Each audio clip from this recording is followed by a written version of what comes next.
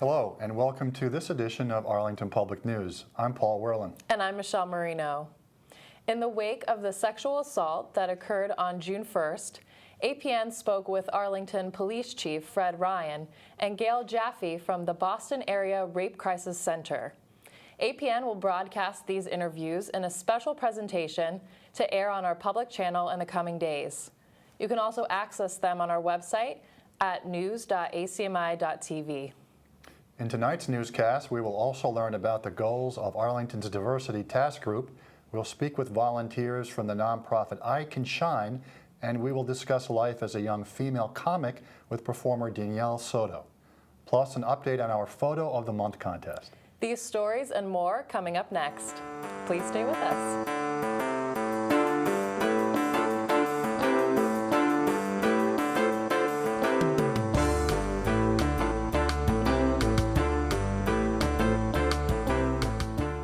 Memorial Day is a time to honor and remember those veterans who have proudly served our country and are no longer with us. Arlington saluted these men and women in a parade led by the town's Director of Veterans Services, Jeff Chunglo. The parade was followed by a wreath-laying ceremony and speeches from Vietnam veteran Dennis Corbett, Chairman of the Board of Selectmen Stephen Byrne, and former Veterans Services Director Bill McCarthy. Menotomy Minutemen accompanied the procession, which moved from Adams Street to Mount Pleasant Cemetery. Attention.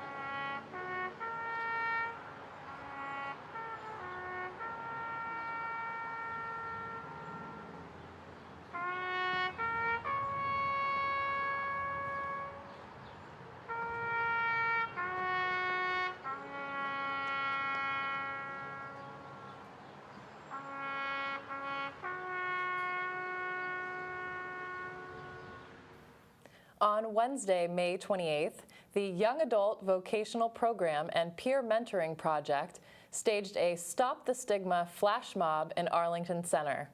YAVP is a transitional program that supports young adults with psychiatric disabilities. The group danced and handed out information to increase awareness of the stigma associated with mental health conditions. On Saturday, May 31st, Arlington High School was a site for a Relay for Life event that raised funds for the American Cancer Society and its fight against cancer. If you are interested in contributing to future Relay for Life events, please visit relayforlife.org.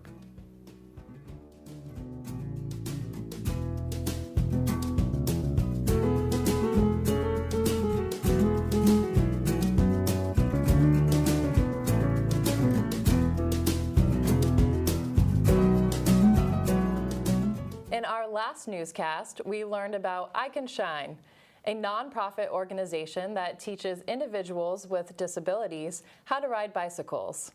This week, we take a look at the experiences of the iCanShine volunteers, whose contributions are essential for programs like the bike camp that took place at Addison Middle School in April.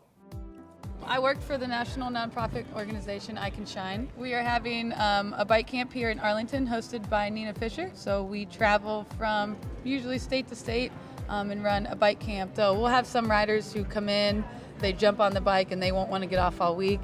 We'll have other riders who are sometimes afraid just to come in the door because it's a new environment, or maybe they had a bad accident on a bike. So it's really cool to see the progress that the riders make throughout the week. Every rider progresses. Some riders will leave here independently riding a bike, starting, stopping on their own. Other riders still are going to need a little help once they get home. We have training handles that we install on the back of their bikes if they're needed. We'd meet with each parent by Friday and kind of tell them where their rider is at and kind of how to work with them following this camp, because our goal really is to create independent riders. So we do anything we can to get that and every rider progresses from Monday to Friday, no matter kind of what their end result is on Friday. Every rider has fun, enjoys themselves, and we give parents the tools to continue working with them once they leave our camp. This is my second year with I Can Bike. I came in last year just kind of on a lark because I like to actually do bike teaching. I do it a lot with people that are already bikers. This was a chance to actually start people on biking, and I got hooked. This camp takes people who just have no knowledge necessarily of bike, or they have been trying to bike for the past 5 years and have always had some kind of bad outcomes. In a week of 1 hour sessions, most of them are up on a bike, riding, able to ride with their families, go down rail trails. It's a miraculous transition in their lives to see them go from being afraid to being confident and ready to get out there. It's just really touching seeing like the bikers go from not being able to bike at all to going on a two-wheel bike, going as fast as they can, to see them smile. I love helping these bikers. I love seeing the smiles on their faces when they're getting on a two-wheel bike. That is, honestly, it's life-changing for them because it gives them a sense of like individuality, like independence. I mean, they can go wherever they want with that bike. Gonna keep riding? Promise? I'm so proud of you. Good job.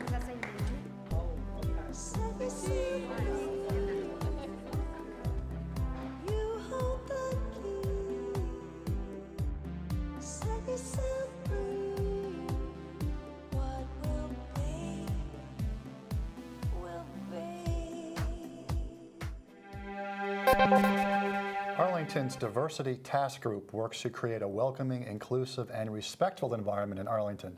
Producer Peter Bermudez met with Bonnie Bogchi-Williamson and Miriam Stein to discuss the group's mission and the important role they play in the community. As part of APN's commitment to introducing Arlingtonians to a multitude of town groups, committees, and organizations that both serve us and offer us the opportunity to be more involved in town life, I today have the honor of speaking with two representatives of Arlington's Diversity Task Group. Maybe the place to start is to start simply with the mission of the Diversity Task Group, and maybe how the group has evolved over the past 2 decades. Mm-hmm. Well, the Diversity Task Group's mission was set by town meeting in 1993. It's a law of the town. I'll read it. Okay. We value the diversity of our population. Our town's mix of ethnic, religious, and cultural backgrounds, as well as economic and personal circumstances, enriches us all. We will be known for the warm welcome and respect we extend to all. As with all mission statements, what you really have to look at is how it's implemented. This past year, you were trying to reach out to the Arlington community and engage Arlingtonians in the work of the Diversity Task Group.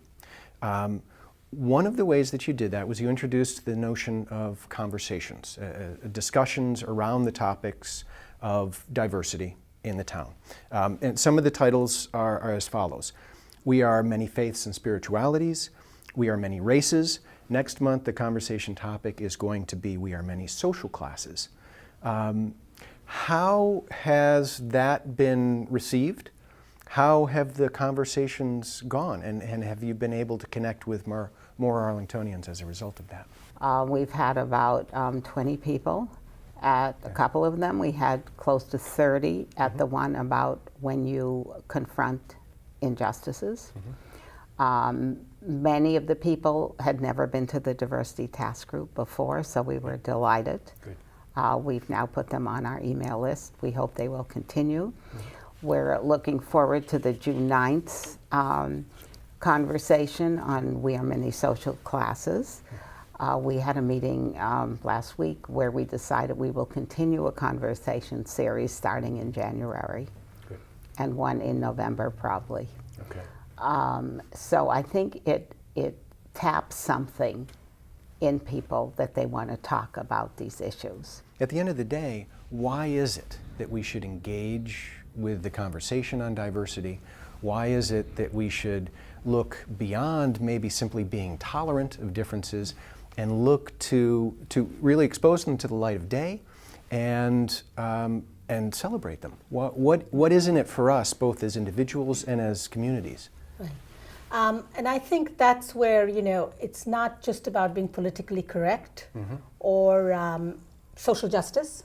Many of us are motivated by social justice, but more and more recently, especially in about the last 20 years or 10 years, 10, 15 years, there's been a lot of research done in the field. And there's a lot of empirical evidence available about the actual effects of diversity. So, also just pragmatically speaking, I mean, by 2050, with all the projections, census projections, what we consider whites are going to be a minority population, and all the other ethnic and racial groups are going to be together the majority. Sure. So that is definitely going to change. While whites will still be probably the single most large group, right, they will still be a minority. So I think it's important for people, especially like me, who have young children who are going to be working in that world, to become really comfortable with the idea that there is diversity, and with diverse cultures and diverse people, it's not just about what they look like, it's about the culture that they bring, right, and the ideas, exactly, and different ways of thinking. Right. And so, people are going to have to get used to working with that. Sure. They can't just kind of look away and say, you know what, it's in some corner, we don't have to deal with it, because it will become a major issue. So there's a pragmatic approach. Right. And thirdly, of course, all the empirical evidence, I mean, with regard to especially, when you look at, for example, there's been research done in corporations. If there is, in any group, whether it's, working group or, professional group or a school education group, when you look at a group and there are minority members present, where they are of equal status, and that is really imperative, that they feel that they're of equal status to other majority group members present.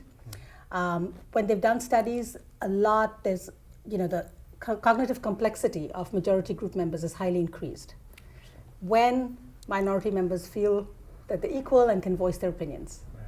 So when they bring these ideas along, there is a huge change. So in corporations, for example, groups that are more diverse tend to be more creative, come up with newer ideas, and which obviously, then has a bottom line.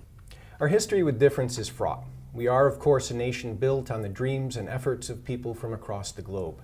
Yet we sometimes unwittingly fall prey to unconscious divisions between us.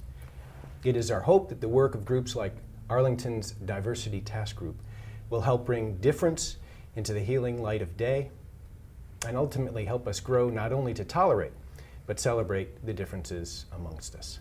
For Bonnie Bagchi-Williamson and Miriam Stein, I'm Peter Bermudez for Arlington Public News, hoping to see you at the June 9th meeting at the Jefferson Cutter House. Michelle, Arlington has definitely become a more diverse place since I first moved here about 25 years ago. Absolutely. I think culture and diversity is alive and well. We see that in our commercial base and in community organizations here. So I think what the task group is doing is great. Definitely. Brookline native Danielle Soto is a young performer in Boston's comedy scene. We caught up with her at a stand-up performance at Laugh Boston and heard about why she loves the business. She speaks about the pros and cons of this line of work and offers advice to aspiring comedians. She'll be performing in Los Angeles next week, and she recently performed in the Women in Comedy Festival. Please welcome Danielle Soto. Thank you. Wow, thank you all so much. I'm so excited to be here. Are you guys having a good time? Are you having fun? Are you having a good time? I'm having a blast. I'm so excited to be here. I can't even tell you, I'm so excited. What do you think of the outfit?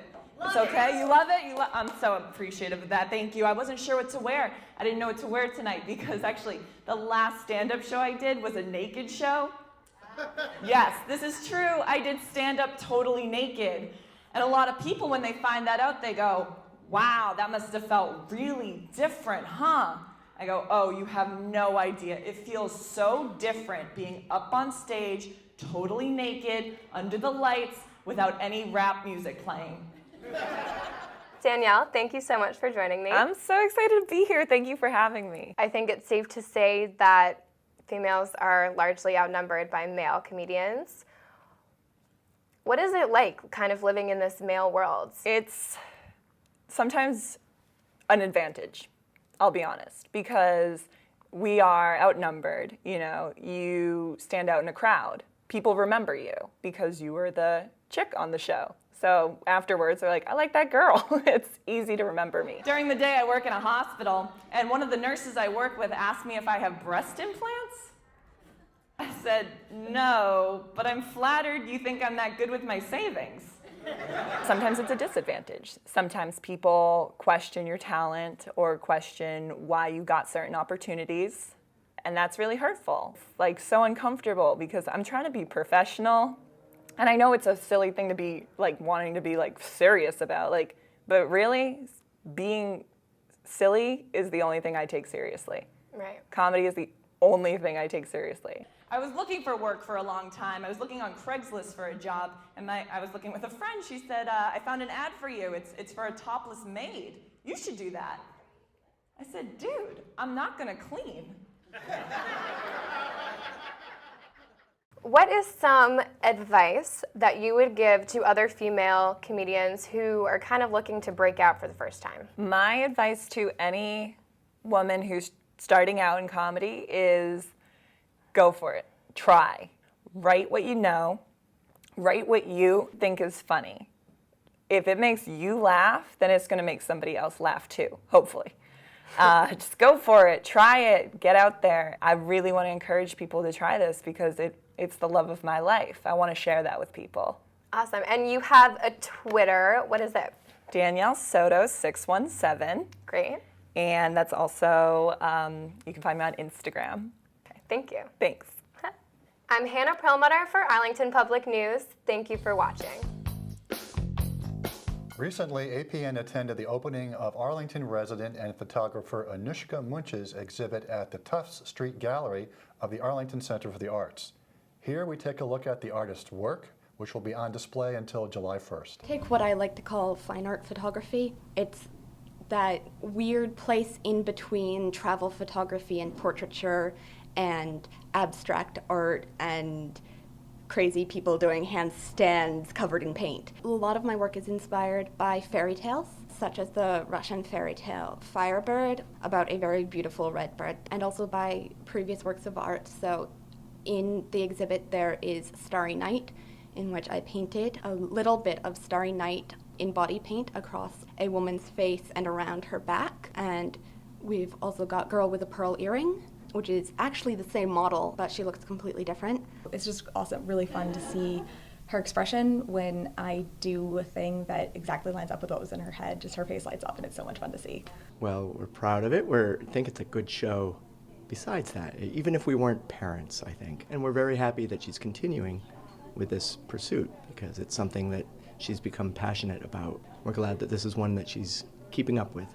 I actually have known Anna for a number of years. He takes lovely photographs. It's very exciting to see her today, though. I hadn't seen this before, but apparently she's taken to doing prints on aluminum now, which makes a very interesting surface, especially when she has a print where the color of the metal shows through in parts. It gives it a very particular sheen to it.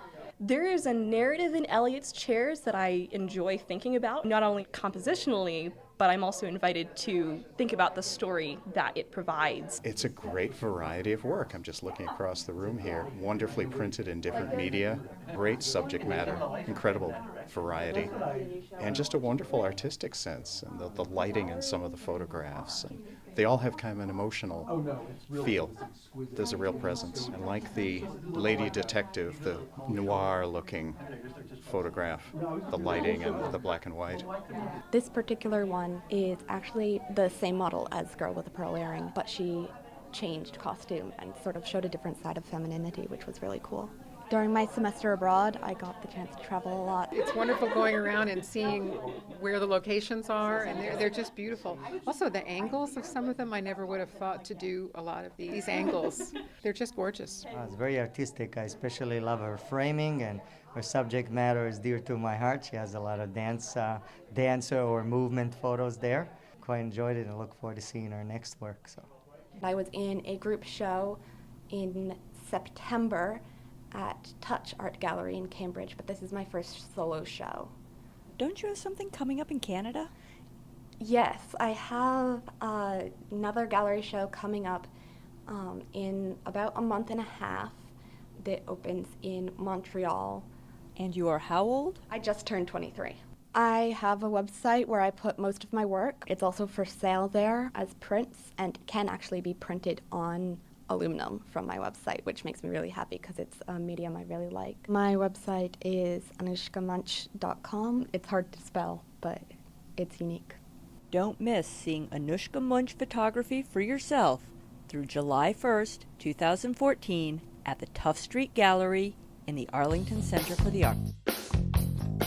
Up next, the arts and entertainment calendar. Discover a cornucopia of edible and medicinal plants growing in the wild right here in town on June 14th with Arlington Community Education. See your story of crossing class boundaries come to life through improvisational storytelling as True Story Theater performs at the Arlington Center Yoga Studio on June 14th. Find out what goes on behind the staff-only doors at the Vet when VCA City Cats holds its annual open house on June 15th. Author Leah Hager-Cohen will discuss her latest novel, No Book But the World, on June 16th at Robbins Library. Then on the 18th, be a writer yourself as 2014 Arlington Cultural Council grant recipient Kendall Dudley holds a creative writing workshop as part of Arlington Writes. Admire the work of artists with studios in the Theodore Schwamm Company building as the Old Schwamm Mill opens its summer art show on June 21st. Hear artists talk about their work on display at 13 Forest Gallery on June 27th. Here's APN's own movie critic, Chris DeBenedictis, with his latest reviews of feature films playing in Arlington and the surrounding area. Hey, I'm Chris DeBenedictis, and this is my review for Blended. While I did not hate this movie, I still didn't much like it. But some people really enjoy Adam Sandler movies. Maybe that's why he keeps producing these barely enjoyable messes. I cannot recommend this film, but if you are a fan of the Sandler, maybe you will enjoy it. What happened to her face? I painted it. She's a kitty cat. No, he's a good daddy. He's a bad daddy. He makes us look like the Walking Dead. I want to talk about scope. This film has an epic scope. From the future right back to the past, the film steps forward and backward with great purpose and sure-footedness. Alongside that scope is a great and meticulously crafted story. Bryan Singer, who has had his hand in the creation of all the good X-Men films, directs this juggernaut, and he elevates this film beyond simple comic book movie fare into something that is extremely enjoyable and even intelligent. I would go so far as to put it alongside The Dark Knight or Spider-Man 2 because of how well it tells a superhero story. Your future!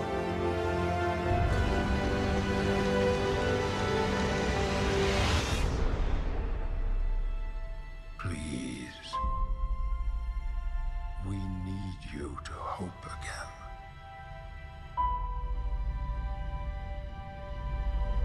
Sleeping Beauty is one of Disney's classics. Released in 1959, it tells the story of a beautiful princess, trapped in slumber, awaiting true love's kiss. She was placed in that slumber by the curse of a wicked witch. Maleficent is the name of that witch, and also the name of Disney's latest film, which attempts to retell this classic story with a twist. And while it may not be this summer's greatest film, it still has enough magic to entertain. Don't be afraid.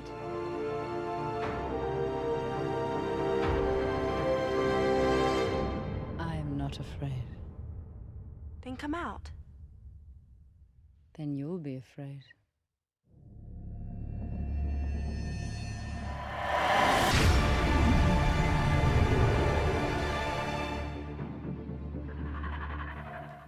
The APN Photo of the Month contest is well underway.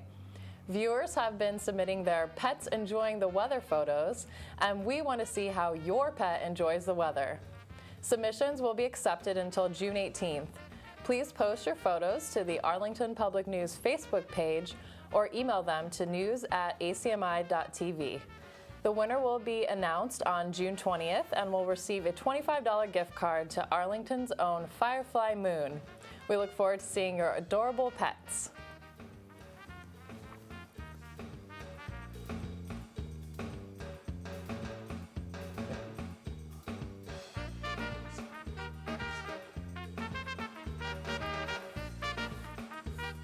Well, Paul, I know there are some impressive submissions already. We have a bunny on a leash. So you're going to have to step up your game, folks. That's a good one. I think people are starting to get creative. I actually saw a dog drinking a beer on the beach. So keep them coming, folks. We love to see them. Please.